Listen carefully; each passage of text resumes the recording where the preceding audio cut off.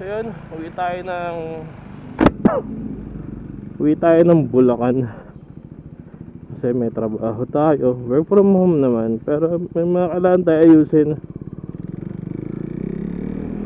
Kailangan ko kumuha ng baptismal kasi magpapakumpil ako dito sa Batangas. Inaayos pag ikakasal. Kaya laking tulong na ito pag naka big bike ka. Ang layo na ito Bulacan to Batangas, sa Malolos ako. So yun, malaking tulong talaga pag nakamotor ka na legal express. Kahit naman hindi legal express, malaking tulong talaga ang motor. Isipin nyo, mas mahina yung consumption niya ng gasolina kesa sa consumption ng mga naka 4 wheels. Eto, malakas ng konti kung i-compare mo sa mga ganyan, mga low displacement.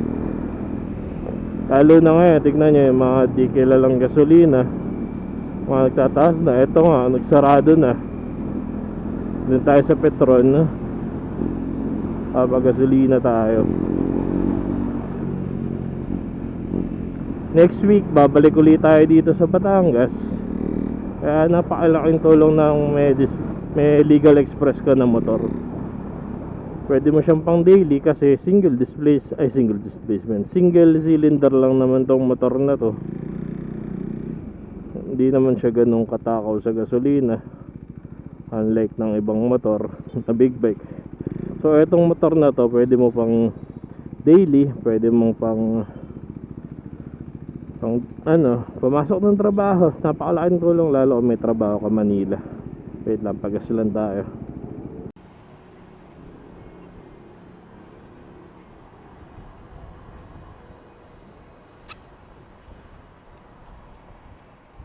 So yan, tara, biyahe tayo. Ayan, kaya nga sabi ko, mataas ang gasolina. Ayan, 86 pesos. So pag uwi natin ng Bulacan, magpapagas ulit tayo. Ayan, naka-Harley Ayan yung mga malalakas sa gasolina na. Well, malalalim na rin naman ang bulsa ng mga yan. Harley Davidson yan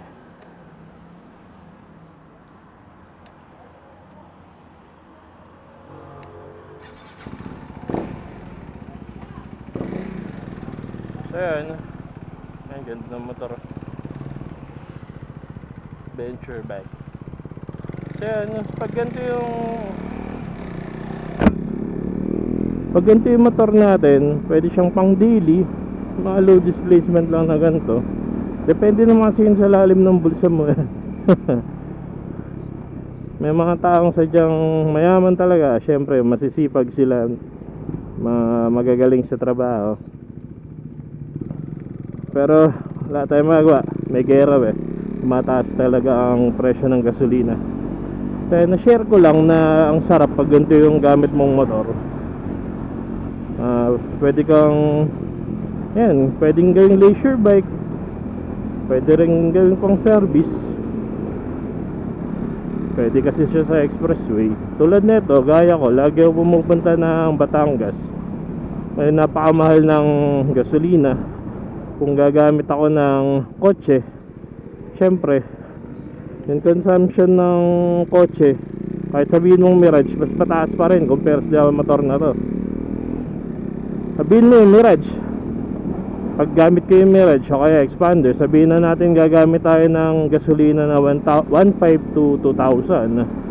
Pag gantong motor, baka 500 lang, okay na, may tira pa.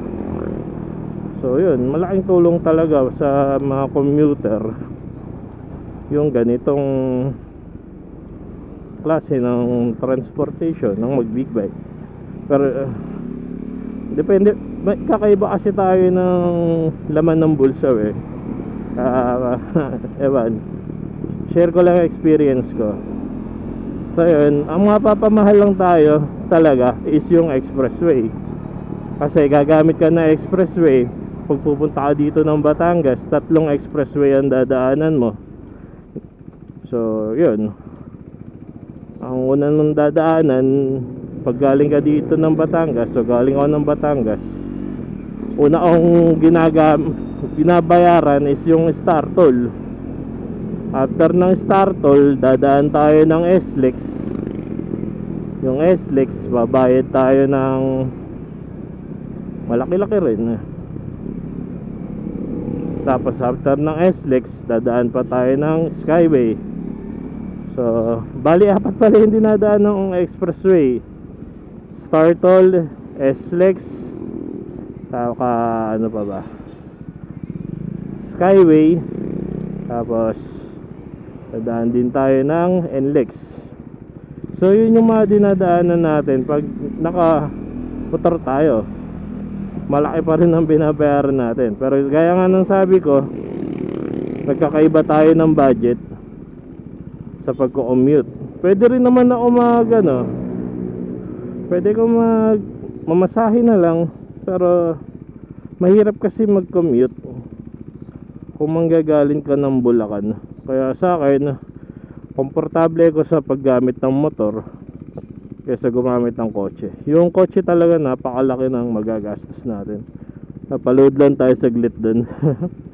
Reload pa naman yung RFID ko, kaso baka kapusin. 500 plus na lang yung load ko.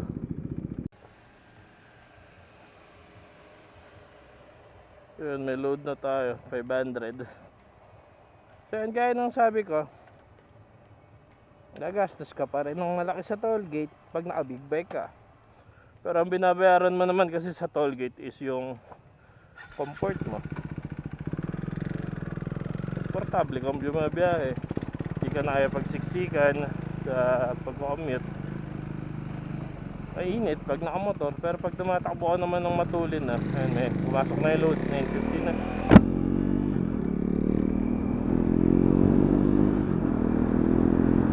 Mainit pag nakamotor, pero okay lang naman. Pag tumatakbo ka na ng matulin, di mo naramdam yung init. Sarap na siya sa pakiramdam. Sa pakiramdam mo may freedom ka pag naka big bike ka. Iba yung saya pag nakamotor ka sa mga nakakotse. Pwede ka sumingit.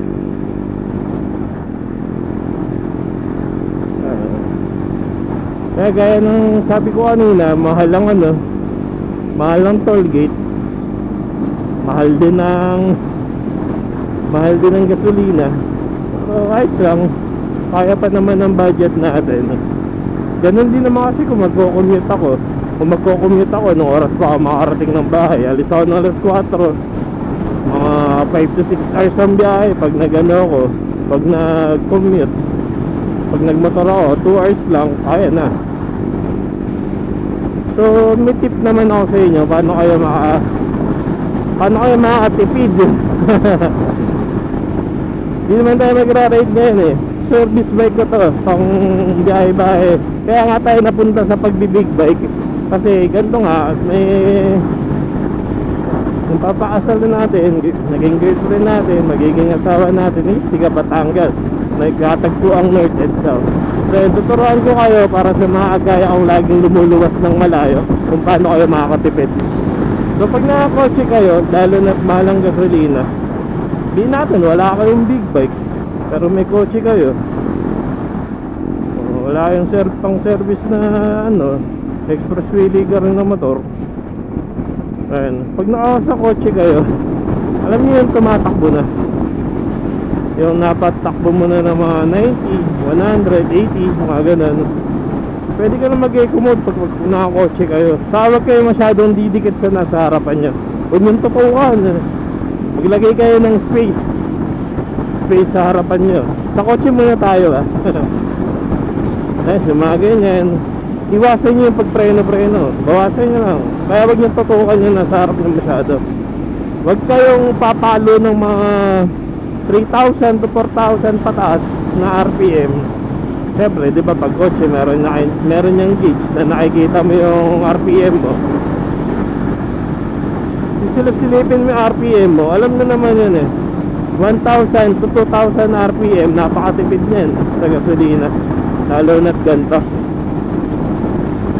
Pag nakapupunta ako ng pag-uwi ako ng Bulacan, o kaya punta ako dito sa Batangas na nakakotse, Ganun lang ginagawa para makatipid. 1,000 to 2,000 RPM. Pitik-pitik lang. Pag matulin na yung takbo mo, edi ano ka na, pitik-pitik na lang sa ano mo, sa gasolina mo. Tatapik-tapikin mo na lang pag medyo bumabagal. Yan lang. Tipid-tipid lang ng konti sa gasolina hanggat mahal pa ngayon. Pero para sa akin kasi, ito yung pinakatipid ng pag-commute. Hindi natin sasama yung commute na mamamasahero ka. Diba yun? Mas tipid talaga yun. Yung magko-commute ka lang ng sarili mong gamit. Para sa akin, ito yung pinakamatipid na komportable. Komportable ba? May word na komportable, hindi tipid lang. Kasi pag nakaganto ang motor, para ang naka NMAX na lang yung consumption ng gas mo. NMAX na naka CVT, 25 km per liter. Kung mga ganun ang ano mo, kukonsumo mo. Tipid kasi pag naka single cylinder ka. Para sa akin may mga option naman na motor na single cylinder, depende na lang sa budget mo. Lalo ngayon may mga bagong labas, isa-isayin natin. Yung Duke 390 may bago yan, single cylinder pa rin siya, pero literal na matipid. Pero na bore up na siya, mas mataas na yung displacement niya ngayon, yung bagong Duke 390. Kaso medyo may kamahalan ng Duke, nasa 300k yata ang Duke. Alam ko 300k yung ganito eh. So yun, pwede nyo isipin kung gusto nyo yung Duke. Kung may budget naman kayo yung 300k, or pwede rin kayo gumamit ng second hand. Ayun ang isa pa sa mga choice. Gaya ko, gumamit ako ng second hand. Sinacrifice ko yung ano ko, yung NMAX ko, para lang makapagmotor. Brand new yun brand new binili cash yung NMAX. So yun, sinacrifice ko yung NMAX ko. Nakabili naman ako ng naka-swap naman ako ng Dominar bago to i-swap. Yung Dominar, okay siya, tipid sa gasolina, same engine ng Duke, same engine pero hindi same power. Iba yung power ng Duke, mas malakas sumila to. Pero kung commuter ka lang naman, ayaw mo na may konting pitik-pitik, malakas na torque, okay na yung Duke. Ay, ang lubak. Para sa akin, goods na yung Duke. Ay, yung Duke, yung Dominar.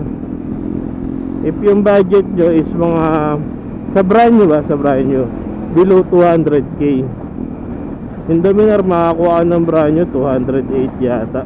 Medyo tumaas na kasi pero dati nasa 175 lang ang Dominar, yung unang version. Ngayon tumaas na 208. So yun ang pinakamatipid na motor. Pwede nyo consider yun. Pinakatipid, pinakamura. Pwede rin kayo bumili ng second hand. Makakabili kayo ng 100k, mga 120 below ng Dominar kung gusto nyo. Yan, pwede nyo consider yung Dominar. Ano siya, touring na naked. Di nga lang ganun kalakas yung power nya, kasi mabigat. Ayun ang problema kay Dominar, mabigat siya. Pero kung sa patipiran, tipid siya.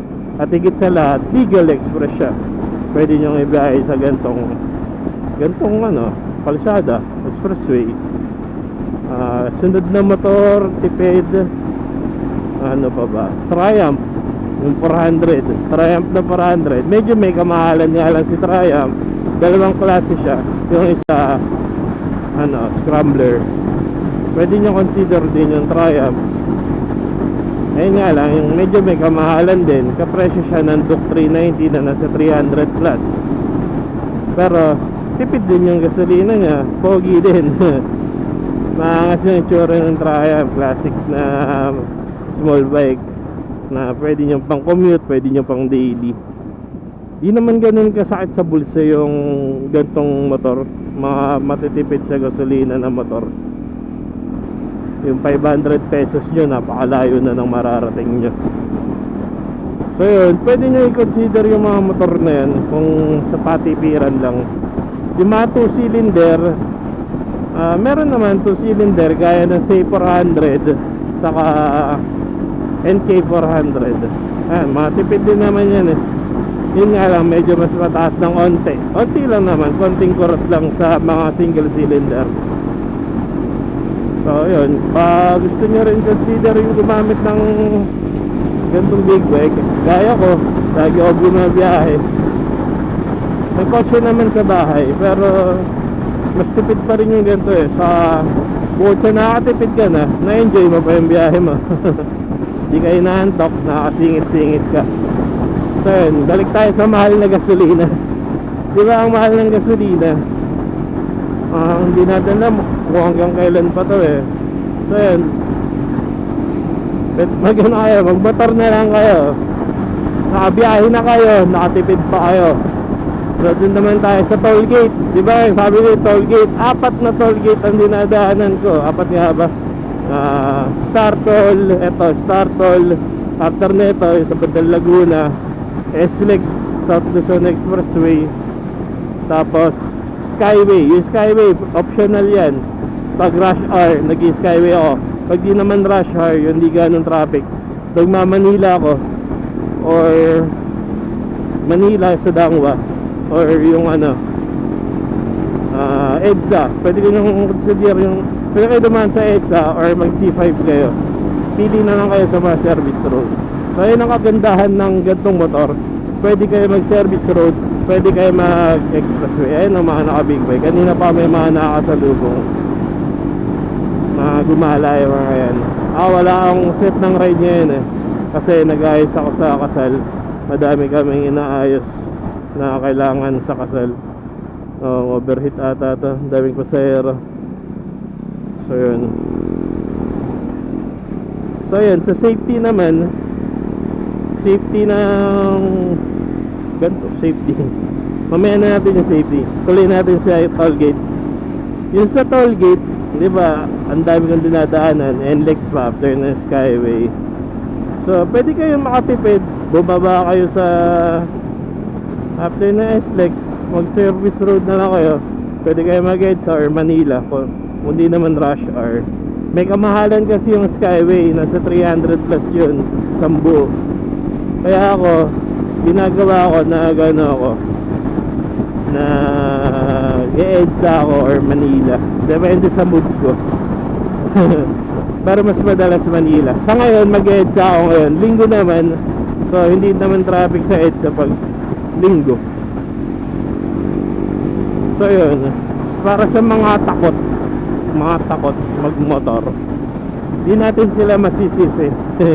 Yung mga ganun tao talaga na takot ma-aksidente. Well, once na, di mo nang pala once, kahit saang way naman pwede kang mamatay.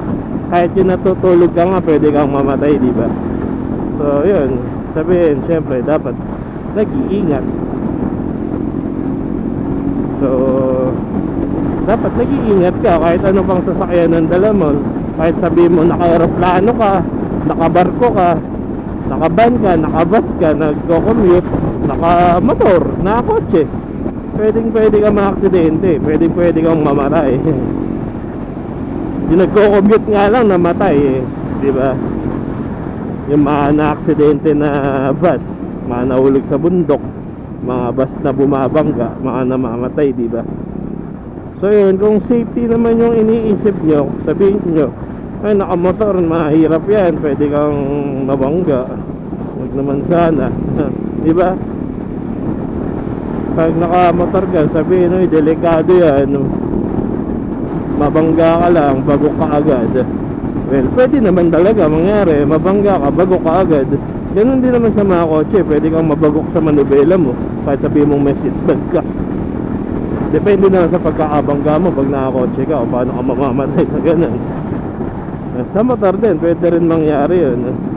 Pero may mga ganito naman eh, di ba? Nasa pag-iingat ng tao yan. Gusto mong extra na pag-iingat sa katawan mo, mag-suit ka ng helmet. Syempre, bibili ka ng helmet na maayos yung quality. Search na lang kayo kung ano yung mga maayos na quality, mga helmet na nasa MotoGP, ayun ang marerecommend ko. Lahat ng brand na naman sa MotoGP, ayun ang maire-recommend ko. Yung mga budget helmet naman na nasa MotoGP ang brand, gaya ng LS2 at MT helmet, saka HJC. Ayun, gumamit din kayo ng gloves, gumamit din kayo ng riding jacket, magsuot kayo ng pantalon na may knee pads. Ayun, may knee pads to, di lang halata. Ayun, naka knee pads ako. Tapos gumamit kayo ng sapatos na may protection, lalo na kapag naka-rubber shoes lang kayo. Pag na-aksidente kayo dyan, nag-slide kayo, kakaskas yung sapatos nyo, mabubutas silang sigurado yung sapatos nyo, at masusugatan yung daliri nyo. Pwedeng ganun ang mangyari, or maputulan ka pag malala talaga hampas. Well, ako, pwede na ako maputulan ng hita kahit sabihin natin may protection. Kaya mag-ingat pa rin tayo. Dagdag safety lang tong masuot natin. Safety, forma na din. Kasi itong sapatos na to, may mga padding sa loob na makakapal. Ayun o, may paddings na makakapal yan. Tapos may bakal pa sa dulo. Ayun o, ayun. Nakita nyo yung bakal. Ayun kasi yung bakal na yun, ayun yung kakaskas sa semento, sa sag. Ayun, sa asfalto. Kunyari, natumba ko, na conwood, yung bakal na yan ang kakaskas doon. Extra protection lang para sa sarili nyo. Tapos helmet na maayos. Ayun, mga ganun lang naman. Mga basic needs pag nagmomotor ka, magsuot ka. So yun, wala lang ako content ngayon kasi di naman ako nagra-ride. Well, para sa iba, ride na to, yung pumunta ng Batangas. Malayo naman talaga kasi yung Batangas, pero nasanay na kasi yung katawan natin. Yung Batangas parang kapitbahay na natin eh, lagi ako nandito. Yun, kaya napakasulit pag naka legal express ka na motor. Yung budget naman nasa sayo na yun, kung ano kaya mong bilhin. Oo, kaya ko, ano lang, ganito lang, second hand lang na motor, second hand na Duke. Ayun lang kasi yung budget ko. Kasi nagpapagawa pa ako ng bahay, babayad pa ako ng bahay, sayang mga lagi natin binabayaran. May kanya-kanya tayong bayarin sa buhay. Kaya ito lang yung kaya ko sa ngayon. Malay natin pagtagal magkaroon tayo ng inline 4, pero ikikip na natin to kasi napakasarap ng meron kang motor na single cylinder na napakatipid sa gasolina, lalo na sa panahon ngayon na may ganyang problema na mataas ang gasolina, lalo na ang diesel. Di ba 100 plus na ang diesel? So pag mataas ang diesel, magtataas din yung mga pamasahe.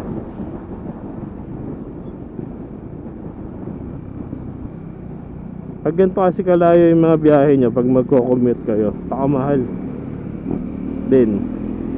Kaysa magbayad ako ng pamasahe sa bus na napakatagal ng biyahe, di bang gagasolina ko na lang sa toll gate.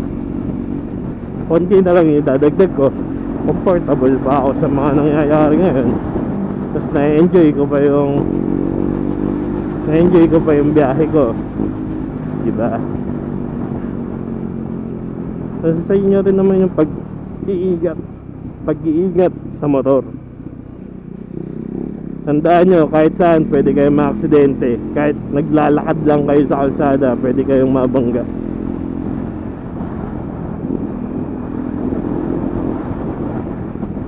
Yun lang, na-share ko lang.